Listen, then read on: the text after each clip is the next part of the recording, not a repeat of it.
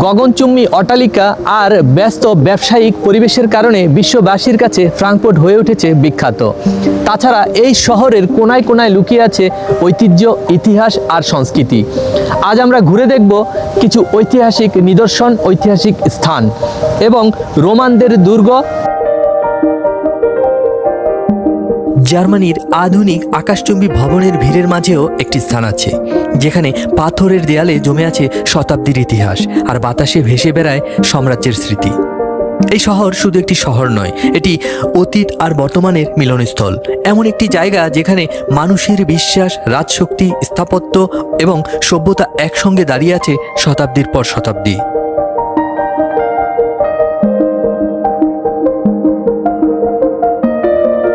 একবার ভাবুন, উঁচু গির্জার টাওয়ার আকাশ ছুঁতে চাইছে, আর ঠিক তার পাশেই প্রাচীন এক প্রাঙ্গণ, যেখানে একসময় সম্রাটদের অভিষেক ঘোষণা করা হতো। মানুষের উল্লাসে মুখরিত হয়ে উঠত পুরো নগরী।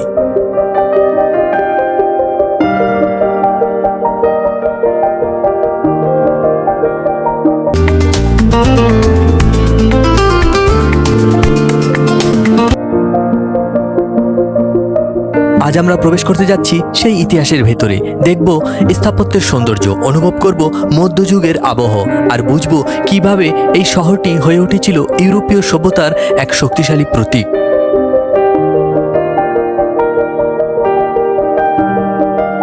জার্মানির আর্থিক রাজধানী হিসেবে পরিচিত ফ্রাঙ্কফুর্ট আম মাইন শহরের পুরনো অংশে দাঁড়িয়ে আছে দুটি অসাধারণ ঐতিহাসিক স্থান, ফ্রাঙ্কফুর্ট ক্যাথেড্রাল এবং রোমারবার। একটি প্রতীক ধর্ম, সাম্রাজ্য এবং আধ্যাত্মিকতার, আরেকটি প্রতীক নাগরিক জীবন, জনসমাবেশ এবং নগর সংস্কৃতির।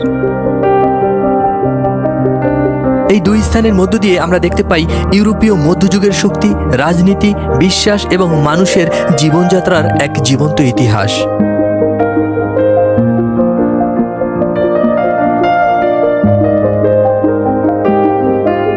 ফ্রাঙ্কফুর্ট ক্যাথেড্রাল জার্মান গোথিক স্থাপত্যের এক অনন্য নিদর্শন। লাল বেলেপাথরের নির্মাণ, উঁচু টাওয়ার এবং আকাশছোঁয়া খিলান, সব মিলিয়ে এক আধ্যাত্মিক মহিমার প্রতীক এটি।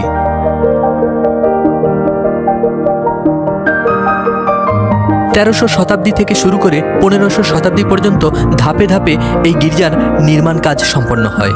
এর স্থাপত্যে দেখা যায় গোথিক শিল্পের প্রধান বৈশিষ্ট্য: উঁচু খিলান, সরু জানালা, রঙিন কাচের জানালায় ধর্মীয় চিত্র, সূক্ষ্ম পাথরের খোদাই, আকাশমুখী টাওয়ার যা ঈশ্বরের প্রতি মানবাত্মার উত্থানকে প্রতিকায়িত করে।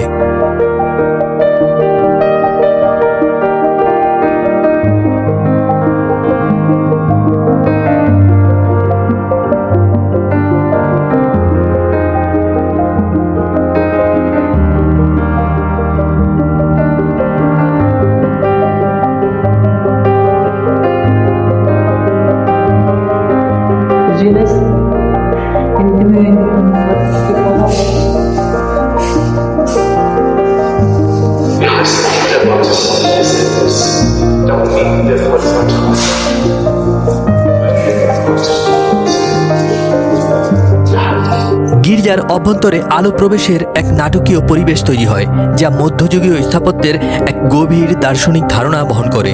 আলো মানেই ঈশ্বরের উপস্থিতি।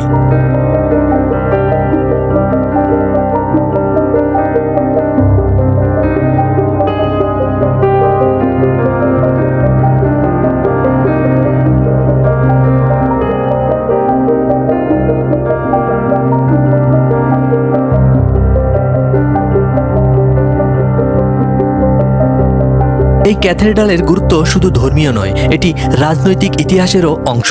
মধ্যযুগে জার্মান সম্রাটদের নির্বাচনের গুরুত্বপূর্ণ অনুষ্ঠান এখানেই অনুষ্ঠিত হতো। সম্রাটদের অভিষেকের আগে ধর্মীয় আচার অনুষ্ঠান এই গির্জাতেই সম্পন্ন করা হতো। সেই সময় এই স্থানটি ছিল রাজশক্তির ধর্মীয় বৈধতার প্রতীক, ইউরোপীয় রাজনীতির গুরুত্বপূর্ণ কেন্দ্র, সাম্রাজ্যিক ঐক্যের আধ্যাত্মিক মঞ্চ।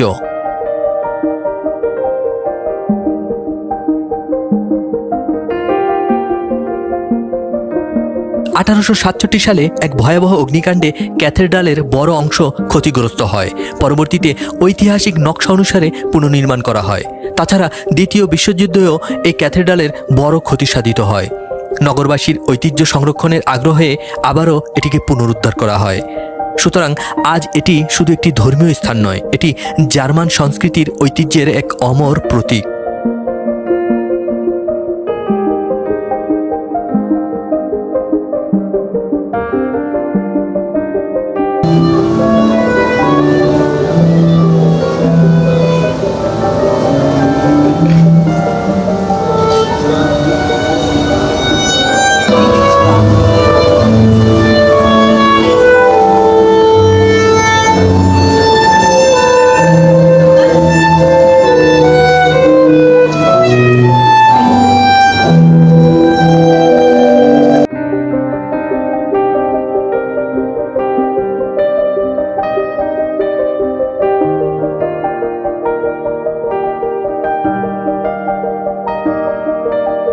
আমি এখন যে জায়গাটিতে দাঁড়িয়ে আছি এই জায়গাটি আসলেই খুবই চমৎকার এবং এটি একটি ঐতিহাসিক স্থান।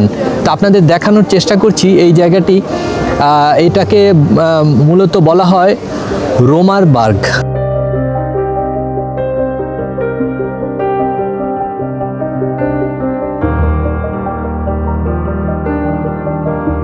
ক্যাথেড্রাল থেকে মাত্র কয়েক মিনিট হাঁটার পথেই অবস্থিত রোমারবার্গ, ফ্রাঙ্কফুর্টের ঐতিহাসিক কেন্দ্রীয় স্কয়ার।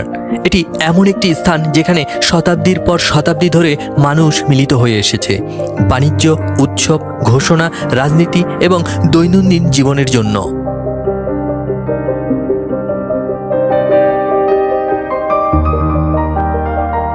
রোমারবার্গের চারপাশে দাঁড়িয়ে থাকা কাঠের ঘরগুলো জার্মান ঐতিহ্যবাহী স্থাপত্যের অনন্য উদাহরণ।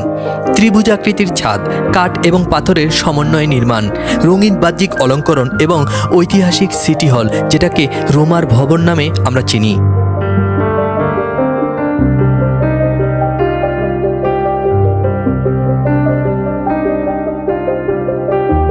এই স্কয়ারে দাঁড়ালে আধুনিক শহরের মাঝেও মধ্যযুগীয় ইউরোপীয় স্পন্দন অনুভূত হয়।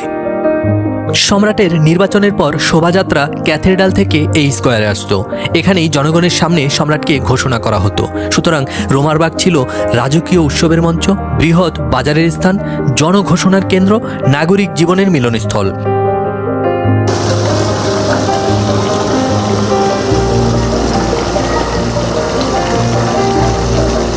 ধর্মীয় আচার শেষে যখন রাজকীয় শোভাযাত্রা এখানে পৌঁছাতো তখন পুরো শহর উৎসব মুখর হয়ে উঠত।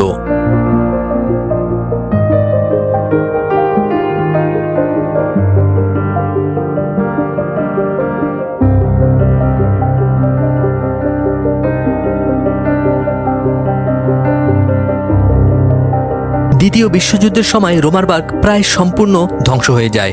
যুদ্ধের পর ঐতিহাসিক দলিল অনুযায়ী ভবনগুলোকে পুনর্নির্মাণ করা হয়। সুতরাং আজকের রোমারবার্গ শুধু একটি স্কয়ার নয়, এটি স্মৃতি, পুনর্জন্ম এবং ঐতিহ্য সংরক্ষণের প্রতীক।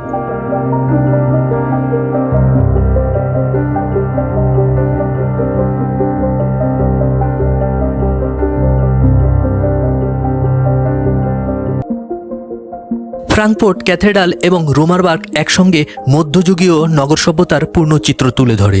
এই দুই স্থানের মধ্যকারের পথ ছিল এক প্রতীকী যাত্রা, ঈশ্বরের আশীর্বাদ থেকে জনগণের স্বীকৃতির দিকে।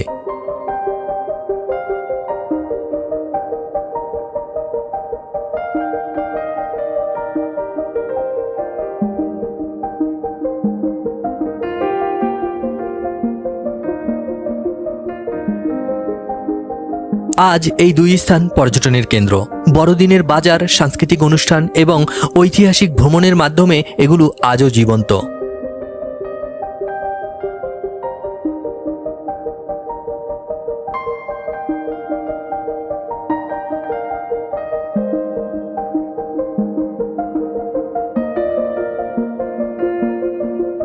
ফ্রাঙ্কফুর্টের এই দুই স্থান আমাদের শেখায় একটি শহর শুধু ভবন দিয়ে তৈরি হয় না, এটি তৈরি হয় বিশ্বাস, ক্ষমতা, জনগণ এবং সময়ের স্তরে স্তরে জমে থাকা স্মৃতির মাধ্যমে।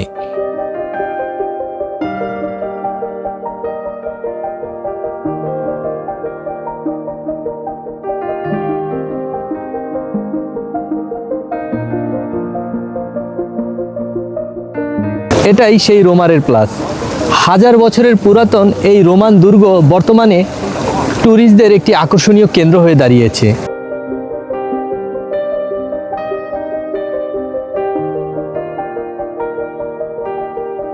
হাজার বছরের এই পুরাতন ফ্রাঙ্কফুর্ট শহরের এক পাশে আপনি দেখতে পাবেন ঐতিহাসিক নিদর্শন, তার পাশাপাশি এই পাশটাতে দেখতে পাচ্ছেন আধুনিক স্থাপত্যশৈলী।